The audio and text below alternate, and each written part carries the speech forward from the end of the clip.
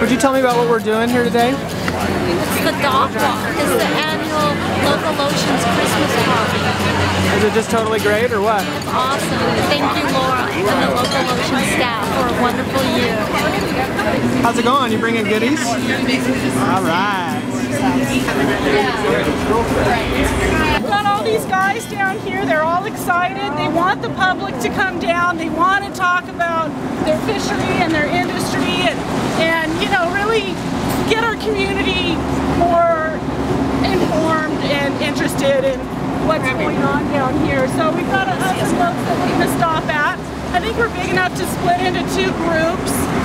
I'll take a group, maybe with our other professional fisherman here, Bob Kemp, and Joe will take a group, probably with Charlie. I'll get him out here, and we'll have some fun. I do want to say to everybody, you know, the short story behind why I wanted to do this way this year is I don't think all of our customers really realize we have a lot of fans here at Local Ocean Seafoods that really love us. You guys are definitely, you know, high up on that list. But it's important to me that people understand that we wouldn't be here if not for this. This working waterfront is the whole basis for our business. Bob Kemp is skipper of the My Lee, which is actually down on Dock 7. I'm hiding, yeah. He's a crab fisherman, salmon fisherman, a tuna troller. I used to buy Bob's fish back when we first started Local Ocean for wholesale. He's got beautiful product, high quality producer, and basically knows a lot about this stuff. We can kind of walk back the other way and I'll talk a little bit about a port that I visited down south of here, Morro Bay, California. Morro Bay was once a fairly bustling port, had a lot of activity in it. Now there's really not a lot going on, and the few boats that are left, many of them are talking about coming to Newport. And when they do that, you know, they're pulling all their equity out of that community, all of their income, what they spend, not just for their boats, but for their families and everything, the taxes that they support in their towns. And so it's really kind of a crisis for some of these coastal towns to lose the capital of fishing, because it does really support so much. Dragging was hit pretty hard for environmental reasons. A lot of bycatch, a lot of bottom contact, ripping up the bottom, problems like that. People don't like it, but boy, are they changing the way they do business. I'm actually involved with Foul Weather Trawl and Pacific Seafoods that are working together to design an adaptable trawl net, and so it has different kinds of excluders. So if you want to catch round fish and exclude flatfish, it has little slots for flatfish to get out. If you want to catch big fish and not small fish, if you don't want to contact the bottom, they have ways that they can modify the ropes and the sweeps, and they've greatly reduced bottom contact to where actually they can drag very close to the bottom without even contacting the bottom anymore, and they're getting cleaner and cleaner all the time in terms of being able to use these excluder devices. We do stock assessments on crab, but it's managed with what's called the 3S system: size, sex, and season. So you see there's right here the crab goes in, and there's some scape rings on the side where little crabs and female crabs can get out. So we only keep crabs of a certain size and a certain maturity level. And we only keep male crabs, as most of you probably know. Also, all of these pots have a piece of biodegradable twine on them.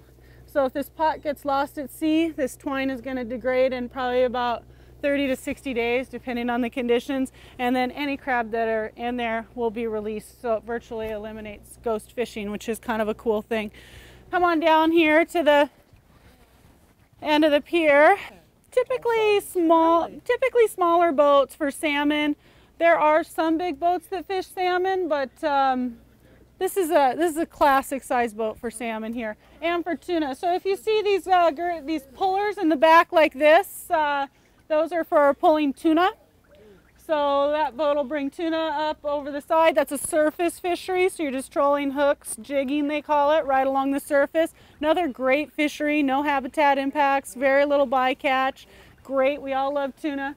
They'll slide them down here into a wash box and throw them down. This boat's probably an ice boat. A lot of boats have freezers in them, blast freezers that go -40 like that. I wanted to just have Al talk ever so briefly. He was the chairman of the Marine Reserve Committee for the Cape Perpetua area. A reserve is a no take, no disturbance, no nothing, anything set aside, much like a national park with no extraction. Where is it? It's actually it's 3.5 miles from the 10-mile bridge north to Devil's Churn. And it goes out to the 3-mile limit, and there is buffer zones on each end, large marine protected areas with differing degrees of protection for different species. So, How much is the protected zone? 3.5 miles, about 10 square miles. You know, there was a time not that long ago when you could just go out and pretty much fish what you wanted to fish, and the burden of proof was to prove that you were doing something wrong. Now that's completely shifted, whereas, you know, the regulations are in place to shift the burden of proof to the fishery to prove that they're actually doing things right. One of the biggest manifestations of that, I think, off of Oregon was this rockfish conservation area, where basically you have hundreds of miles of closed area because of 4 fish.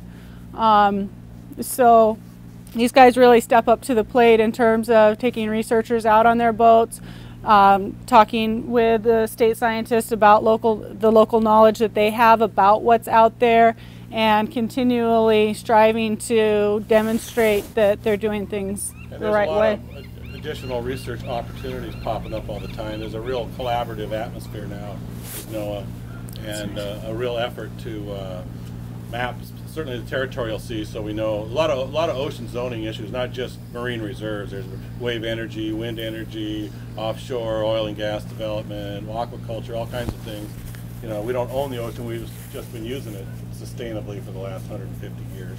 And other people would like to get their fingers into it now, so there's a big initiative to zone the oceans for whatever purpose it might be in our future, you know, from national security to energy independence to conservation. Yeah. How many pounds does this boat hold? 62,000. Wow, that's a lot of money. If he gets it. It is. That's the first thing I did. I'm like 62,000 times $1.50. That's like $100,000 per load. Just under 100. Depends on what price you guys get, eh? Yeah, that's pretty cool.